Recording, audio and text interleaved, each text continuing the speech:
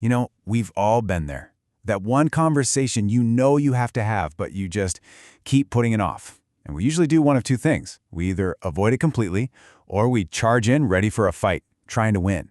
But what if there's a better way? Well, let's dive into a blueprint for mastering those moments. I love this quote. The bill always comes due. What that really means is that avoiding a tough conversation, it's not a solution. It's just a delay. Communication expert Jefferson Fisher points out that the issue, it doesn't just vanish. Nope, it festers, it builds up. And that bill, it will come due, usually at the worst possible time when the stakes are way, way higher. So here's our game plan. Think of this as our playbook.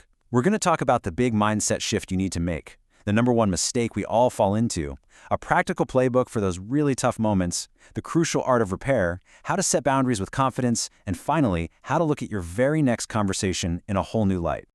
All right, first things first. Let's talk about the goal. For most of us, when we get into an argument, our objective is pretty simple, right? It's to win.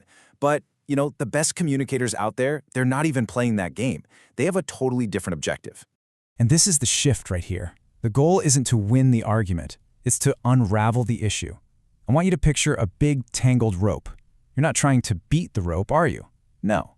You're trying to find the knots. You're trying to patiently work through it together until you figure out what's really going on at the very core. Okay, let's move on to the single biggest communication mistake that trips up, well, pretty much everyone. It's the source of so many fights that just don't need to happen. And the crazy part is, the fix is unbelievably simple.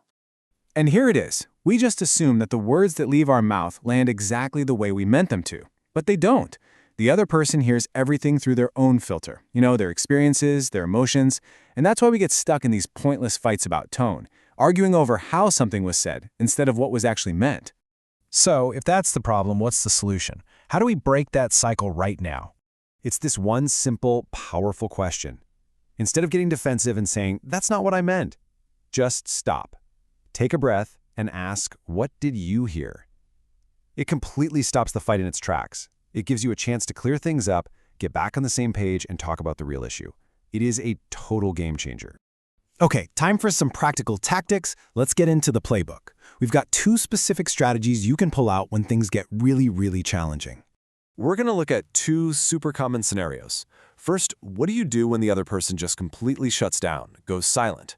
And second, what do you do when you get triggered and you feel that rush of emotion? So for someone who's shut down, try this 3-step formula. First, you acknowledge the reality. Something like, "I know there's some distance between us." Second, you remove their fear. "I'm not asking for an apology." And third, you invite connection. "I'm open to listening." This just gently cracks the door back open without adding any pressure. Now, what about when it's you, when you're the one who gets triggered? Okay, before you say a single word, before you react, your very first move has to be your breath. We have this tendency to suck air in and hold it, right? That just amps up our nervous system. Instead, a slow, intentional exhale, it calms you down instantly. And after that breath, here's a real power move. If someone says something that hurts, don't fire back right away. Just let their words fall. Create about 5 to 7 seconds of total silence. It feels like an eternity, but in that quiet space, their own words echo back to them. And you would be amazed how often they start to self-correct before you even say a thing. This brings us perfectly to the art of repair. And here's the thing. Arguments are gonna happen. They just are. But arguments aren't what break a relationship.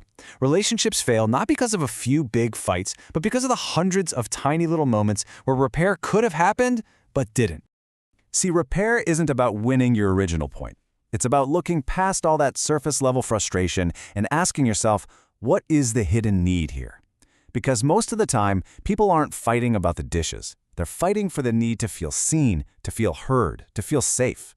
Your goal is to meet that need. And this is what repair actually sounds like in practice. It's not about winning. It's about validation. It's about bridging that gap. For instance, you don't have to agree with someone to understand their feelings. Just saying, "I can see how you'd be frustrated," connects with them emotionally, and you don't even have to give up your own point of view. That is what real repair is all about. This whole idea of understanding and validation, it builds directly into our next topic, setting healthy boundaries. And this is just a foundational skill for any relationship with your partner, your parents, your boss, anybody.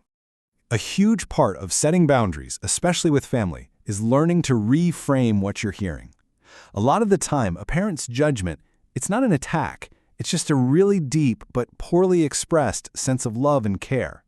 They are desperate to make sure you're okay, and judgment is just the clumsy tool they're using to show it. Now, this slide right here shows the critical difference between a weak boundary and a strong one. Just look at the two columns. An ineffective boundary is you-focused. It tries to control the other person. You can't yell at me. But an effective boundary, it's I-focused. It states what you will do or what you will accept. I don't accept people speaking to me that way. You see the difference? You're not controlling them, you're controlling your own space. And the same principle applies to just saying no.